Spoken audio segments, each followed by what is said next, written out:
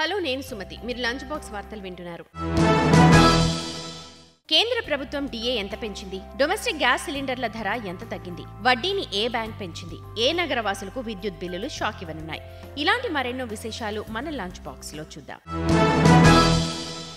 కేంద్ర ప్రభుత్వం ఉద్యోగులు, పెన్షనర్ల డిఆర్ఎస్ అలవెన్స్, డిఆర్ఎస్ రిలీఫ్లను 46% నుంచి 50% పెంచింది. ప్రధాని నరేంద్ర మోదీ అధ్యక్షతన జరిగిన కేబినెట్ సమావేశంలో కరువు భత్యాన్ని పెంచుతూ నిర్ణయం తీసుకున్నారు. డిఆర్ఎస్ అలవెన్స్ జనవరి 1 నుంచి జూన్ 30, 2024 వరకు పెంచారు. డిఏ 50% పెరిగినందున కేంద్ర ఉద్యోగుల హౌస్ రెంట్ అలవెన్స్ విషయంలోనూ మార్పులుంటాయి. ఇంతకు ముందు 27%, 18%, 9% ఉన్న హెచ్ఆర్ఏ ఇప్పుడు 30%, 20%, 10%కి పెరుగుతుంది. కేంద్ర ఉద్యోగులకు అందుతోన్న ఇతర ప్రయోజనాలు కూడా 25% పెరుగుతాయని పీయూష్ గోయల్ తెలిపారు.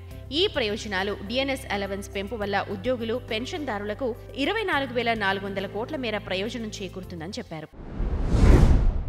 అంతర్జాతీయ మహిళా దినోత్సవం సందర్భంగా గృహోపకరణాల గ్యాస్ సిలిండర్ ధరను ₹100 తగ్గిస్తున్నట్టు ప్రధాని నరేంద్ర మోదీ ప్రకటించారు. ఈ కోత తర్వాత ఇప్పుడు ఢిల్లీలో ₹903 నుంచి ₹803కి, భోపాల్లో 808కి, జైపూర్లో 806కి, పాట్నాలో 901కి తగ్గింది.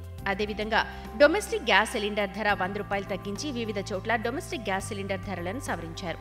అంతకుముందు రక్షాబంధన్ సందర్భంగా ప్రభుత్వం డొమెస్టిక్ గ్యాస్ సిలిండర్ ధరను $200 తగ్గించింది. టాటా మోటార్స్ తన వాణిజ్య వాహనాల ధరలను 2% పెంచుతున్నట్లు ప్రకటించింది. కొత్త ధరలు ఏప్రిల్ 1 నుంచి వివిధ మోడళ్ల వాహనాల వేరియంట్ల ప్రకారం వేర్వేరుగా వర్తిస్తాయి. పెరుగుతోన్న ఇన్పుట్ ఖర్చుల కారణంగా ధరల పెంపు నిర్ణయం తీసుకున్నట్టు టాటా మోటార్స్ సంస్థ తెలిపింది. అంతకుముందు టాటా మోటార్స్ జనవరి 1 నుంచి వాణిజ్య వాహనాల ధరలను 3% పెంచింది. ఫిబ్రవరి 1 నుంచి కంపెనీ తన ప్యాసింజర్ వాహనాల ధరలను 0.7% పెంచింది. ఇన్పుట్ ఖర్చుల పెరుగుదలను భర్తీ చేయడమే ధరల పెంపు ఉద్దేశమని కంపెనీ పేర్కొంది. ప్రధానమంత్రి ఉజ్వల యోజన కింద ఎల్పీజీ సిలిండర్పై ఇచ్చే ₹300 సబ్సిడీని కేంద్ర ప్రభుత్వం మార్చి 31, 2025 వరకు పొడిగించింది. కేంద్ర మంత్రివర్గ సమావేశంలో ఈ నిర్ణయం తీసుకున్నారు. కేబినెట్ నిర్ణయాల గురించి సమాచారం ఇస్తూ ఈ పథకం ద్వారా 10 కోట్ల మందికి పైగా మహిళలు ప్రయోజనం పొందుతారని కేంద్ర మంత్రి పీయూష్ గోయల్ తెలిపారు. సబ్సిడీ సిలిండర్ల సంఖ్యను కూడా పెంచారు. గతంలో 10 సిలిండర్లపై సబ్సిడీ ఉండగా ఇప్పుడు 12కు పెంచారు. ఈ పథకం కింద లబ్ధిదారులకు తొలిసారి గ్యాస్ సిలిండర్, గ్యాస్ స్టవ్ ఉచితంగా అందజేస్తారు. పథకం కింద అందుతోన్న సబ్సిడీని నేరుగా లబ్ధిదారుల బ్యాంక్ ఖాతాలో జమ చేస్తారు. ఇప్పటి వరకు దేశంలో 10.28 కోట్లకు పైగా కనెక్షన్లు ఇచ్చారు. మీరు ఇళ్లు, ఆటో, పర్సనల్ లోన్ తీసుకున్నారా? అయితే ఈ వార్త మీకోసమే. వడ్డీ రేట్లను పెంచుతున్నట్లు యూకో బ్యాంక్ ప్రకటించింది. యూకో బ్యాంక్ పెరిగిన వడ్డీ రేట్లు మార్చి 10, 2024 నుండి వర్తిస్తాయి. బ్యాంక్ విడుదల చేసిన సమాచారం ప్రకారం వడ్డీ రేటు 0.05% నుండి 0.10%కి పెంచారు. బ్యాంక్ ఎంసీఎల్ఆర్కి సంబంధించి ఓవర్ నైట్ రేట్లు 8.10%, ఒక నెలకు ఇది 8.30%, 3 నెలలకు 8.45%, 6 నెలలకు 8.70%, ఏడాదికి 8.85% ఉంది.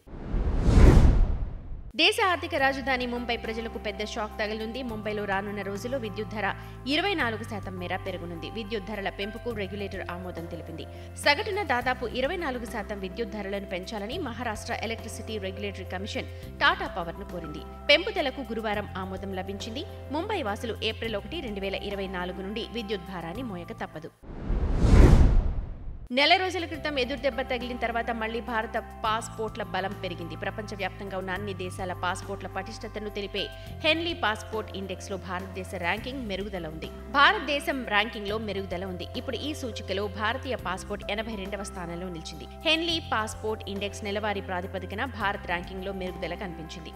అంతకుముందు ఫిబ్రవరి 2024లో భారతీయ పాస్పోర్ట్ ర్యాంకింగ్ 85వ స్థానానికి పడిపోయింది. మార్చి నెలలో విడుదల చేసిన ఇండెక్స్ తాజా వర్షన్లో భారతీయ పాస్పోర్ట్ ఇప్పుడు 82వ స్థానానికి చేరుకుంది.